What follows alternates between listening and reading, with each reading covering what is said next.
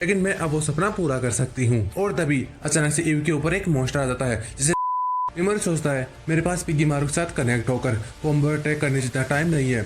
और फिर मिमोरी वहीं पे।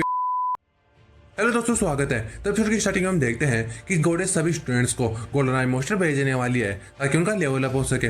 और आगे हम देखते हैं कि सेरेस लेस को बोलती है कि तुम्हें इतना सारा सामान नहीं उठाना चाहिए।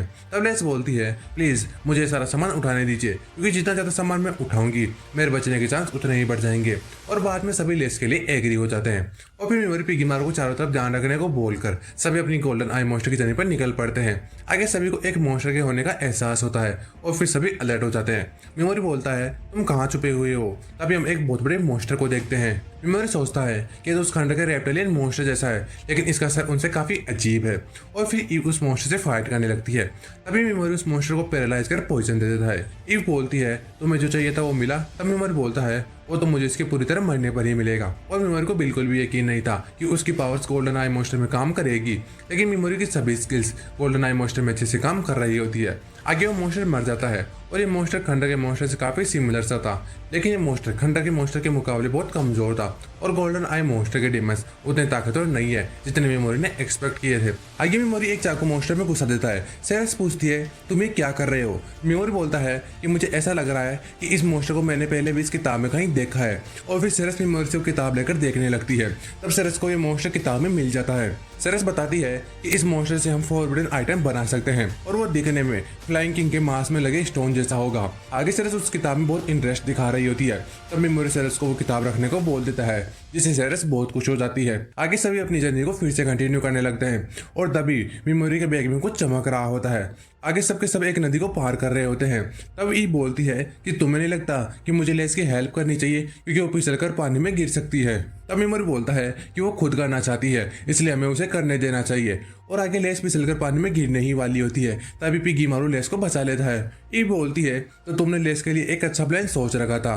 मेमोरी बोलता है जो कुछ भी लेस करना चाहती है मैं उसमें उसका पूरा सपोर्ट करूंगा, क्योंकि आज वो उसी सिचुएशन में है जिसमें मैं कभी था और ये सब मैं खुद के लिए कर रहा हूँ। लेस वहाँ आकर पूछती है तुम क्या बात कर रहे हो। तब मेमोरी बोलता है कि कुछ नहीं, और जब कभी तुम्हें कोई ये बात बोले तो तुम समझ जाना कि कोई ऐसी बात है जो तुम्हें नहीं पता होनी चाहिए। तब लेस सैड होकर बोलती है कि बड़ी दीदी मुझे पता है मैं नदी पार नहीं कर पाई।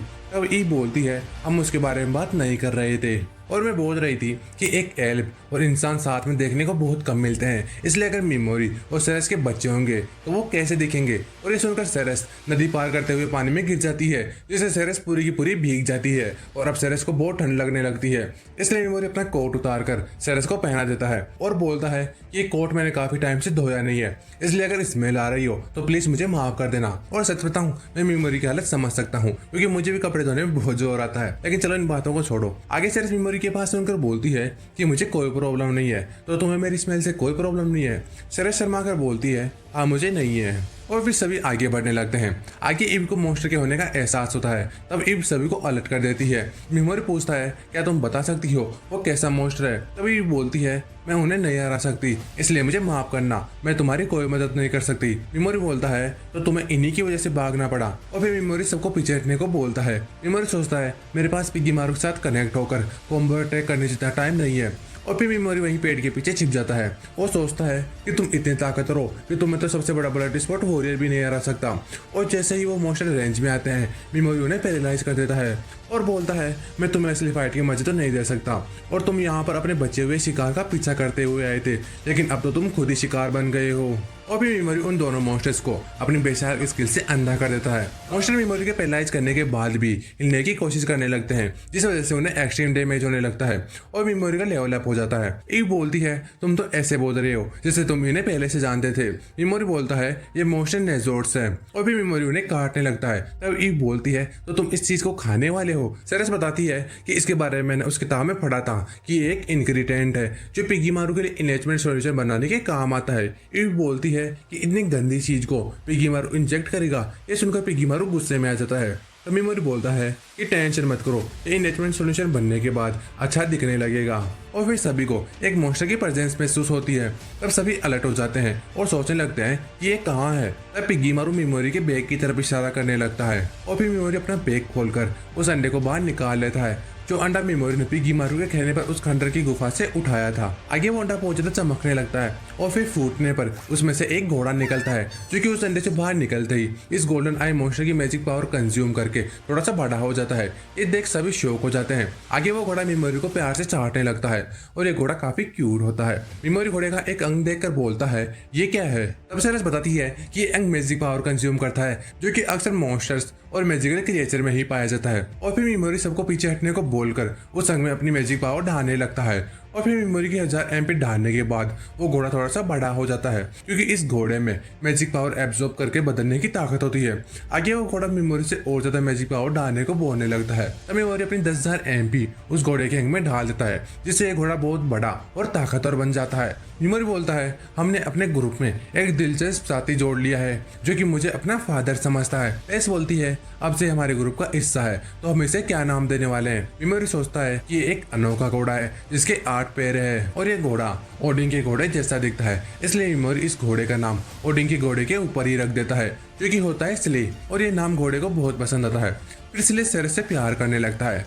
मेमोरी स्ले से पूछता है, क्या तुम अपने असली रूप में वापस आ सकते हो? ये सुनकर स्ले हामी में सर घुमाता है। आगे हम बाकी के स्टूडेंट्स को देखते हैं, जो कि अपना लेवल अप करने के लिए गोल्डन आई मॉन्स्टर के जंगल में आ जाते हैं और सभी स्टूडेंट्स अपने अपने ग्रुप के साथ अपने एक्सपीरियंस पॉइंट बढ़ा रहे होते हैं। सोगू का ग्रुप सोगू को बोलता है कि प्लीज सोगू, हमें माफ कर देना, क्योंकि तुम हमारी वजह से इस जंगल में फंस गई हो। तब सोगू बोलती है, ऐसा कुछ नहीं है। आगे तो खुद चुपचाप बैठा होता है, जिसे देख के आमाडू बोलता है, तुम्हें क्या हुआ है? तुम ऐसे चुपचाप क्यों बैठे हो? तब तो तो बोलता है, वो हमें सिर्फ कमजोर डिमेंसी दे रहे हैं, जिससे हमें बहुत कम एक्सपीरियंस पॉइंट्स मिल रहे हैं, लेकिन अब बहुत हुआ, उन लोगों ने मुझे बहुत देर से अंडर एस्टिमेट कर रखा है, लेकिन अब मैं उन्हें दिखाऊंगा कि आखिर मैं कौन हूँ। आगे इनकी तरफ मॉन्स्टर्स आ रहे होते हैं। तब इनके ट्रेनर सोचते हैं कि लगता है इन मॉन्स्टर्स को संभालने की बस की बात हमारी रोज की नहीं है, इसलिए इन्हें हमें संभालना होगा, इसलिए सभी स्टूडेंट्स पीछे हट जाओ। और फिर ये एंटन और ट्रेनर्स उन 2 मॉन्स्टर्स को मार गिराते हैं, लेकिन अब इनकी तरफ और भी ज्यादा मॉन्स्टर्स आने लगते हैं। तो वहां आकर तोको तो बोलता है, तो तुम इन मॉन्स्टर्स की वजह से मुझे पीछे हटने को बोल रहे थे। और फिर तोको तो अपने ड्रैगोनिक बस्टर से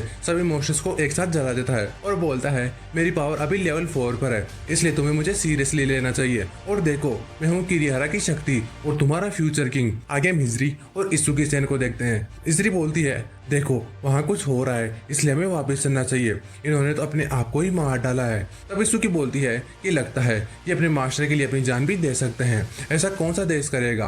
इत्सुकी बोलती है कि लगता है सी क्लास के साथ यहाँ कुछ करने आए थे, वो भी गोडेस के कहने पर। आगे मेमोरी जंगल में लगी आग को देख रहा होता है। सेरेस मेमोरी से पूछती है, तुम यहाँ क्या देख रहे हो? तब मेमोरी बोलता है कि लगता है जंगल में मॉन्स्टर्स एक दूसरे से फाइट कर रहे हैं, जिस वजह से जंगल में आग लग गई है। सेरेस बोलती है, वो तो नॉर्थ ईस्ट है ना? तब मेमोरी बोलता है, लेकिन नॉर्थ ईस्ट की तरफ तो वो एलियन की गंदी गोडेस रहती है ना। आगे सुबह हो जाती है और सेरेस उठकर मेमोरी को ढूंढती है, लेकिन मेमोरी कहीं नहीं मिलता। तब सेरेस ईव को पूछती है कि तुमने मेमोरी को कहीं देखा है? ईव बोलती है, वो ऐसा इंसान नहीं है जो हमें इतने खतरनाक जंगल में अकेले छोड़कर चला जाएगा, और वैसे भी तुम्हें तो ये बात मुझसे ज्यादा पता होनी चाहिए। अब सेरेस और ईव बाहर आकर देखते हैं कि मेमोरी ने एक मॉन्स्टर को मार गिराया है। मेमोरी बोलता है कि जब तुम सो रहे थे तब मुझे एक मॉन्स्टर की प्रेजेंस महसूस हुई थी, तो मैंने उसे मार दिया। ईव बोलती है, ये तो ह्यूमन फेस बीस्ट है ना, और तुमने इसे इतनी आसानी से ही मार दिया, ऐसा लग रहा है मैं कोई सपना देख रही हूँ। मेमोरी बोलता है, ऐसे छोटे मोटे मॉन्स्टर्स को तो मैं मारते ही रहता हूँ, और मैं ढूंढ रहा हूँ कि इसके पास मेरे काम आए ऐसा इंग्रेडिएंट है कि नहीं, लेकिन ईव को अभी भी यकीन नहीं हो रहा होता है कि मेमोरी ने इस मॉन्स्टर को अकेले ही मार दिया है। तब सेरेस बोलती है कि मेमोरी की यही खासियत है, और हम लकी है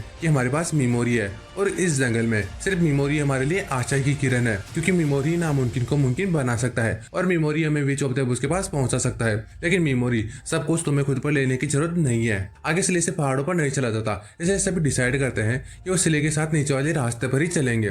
सेरेस मेमोरी को बोलती है कि तुम्हें थोड़ा रेस्ट कर लेना चाहिए। तब मेमोरी बोलता है, मैं ठीक हूँ, और बारिश होने वाली है, इसलिए हम जितनी दूर चल सके उतना ही अच्छा होगा। और फिर सभी आगे बढ़ने लगते हैं। ईव बोलती है, अब हमारे आसपास कोई मॉन्स्टर दिखाई नहीं दे रहा। तब सेरेस बताती है कि लगता है यहाँ पर कोई मॉन्स्टर नहीं है, क्योंकि हम बीच ऑफ द बुश के नजदीक है। आगे मेमोरी लेस को पूछता है, तुम ठीक तो हो ना? हाँ मैं बिल्कुल ठीक हूँ। तो तुम्हें लैंड ऑफ मॉन्स्टर डरावना तो नहीं लग रहा? लेस बोलती है, मैं ऐसा नहीं बोल सकती कि मुझे लैंड ऑफ मॉन्स्टर डरावना नहीं लग रहा, लेकिन मैं ठीक हूँ। मेमोरी बोलता है, अब ऐसे मत बोलना कि मैं जहाँ रहती थी उससे अच्छा तो यहाँ पर ईव के साथ मरना ही है। ये बात गलत नहीं है, लेकिन मुझे नहीं लगता कि मैं यहाँ मरूंगी, क्योंकि सेरेस ने मुझे बताया है कि कि जब तक आप हमारे साथ हो हमें कुछ नहीं हो सकता। मीमोरी बोलता है, लगता है सेरेस मुझ पर कुछ ज्यादा ही विश्वास करती है, लेकिन फिर भी सेरेस ने मुझे एक उम्मीद दी है कि जब तक आप हमारे साथ हो हम सेफ है। मीमोरी सोचता है कि सब मुझ पर बहुत विश्वास करते हैं और इस विश्वास को मैं कभी टूटने नहीं दूंगा, चाहे कुछ भी हो। आगे सभी पहाड़ी के बीच वाली गली के पास पहुंच जाते हैं। मीमोरी बोलता है, अब हम यहाँ से निकलते ही भी चौथे उसके पास पहुंच जाएंगे। ईव सेरेस और मीमोरी को थैंक यू बोलती है क्योंकि उन्होंने यहाँ पहुंचने में ईव की बहुत मदद की होती है। आगे भी बोलती है कि मैं बस लेस के साथ शांति से रहना चाहती हूँ और मैंने एक सपना देखा था कि मैं और लेस एक छोटे से घर में बहुत खुश है, लेकिन जैसे ही वो सपना पूरा होने लगा मुझसे वो सपना छीन लिया गया, लेकिन मैं अब वो सपना पूरा कर सकती हूँ। और तभी अचानक से ईव के ऊपर एक मॉन्स्टर आ जाता है जिसे देख सभी शौक हो जाते हैं, लेकिन ईव अपनी स्पीड से उस मॉन्स्टर को मार गिराती है। और भी मेमोरी कंफर्म करने के लिए ये मॉन्स्टर मर चुका है, इसलिए मेमोरी उस मॉन्स्टर पर अपनी पैरालाइज स्किल यूज करता है। मेमोरी सोचता है वो हमारे कितने पास आ गया, लेकिन मुझे पता क्यों नहीं लगा, और ये है क्या जिसे देख मुझे बहुत बेचैनी सी महसूस हुई थी और कोई कुछ समझ पाता उससे पहले ही वो मॉन्स्टर फ्लेयर गन जैसा सिग्नल आसमान में भेज देता है और बहुत जोर जोर से चिल्लाने लगता है। ईव बोलती है ये क्या हो रहा है। तब मेमोरी बोलता है अब मुझे समझ आ रहा है कि वो हमारी तरफ आ रहे हैं और वो बहुत सारे हैं। तब हम देखते हैं कि उस सिग्नल की वजह से इनकी तरफ जंगल के पूरे मॉन्स्टर्स बहुत स्पीड से आ रहे होते हैं। और इसी सस्पेंस के साथ एपिसोड 10 कंप्लीट हो जाता है। Thanks for watching.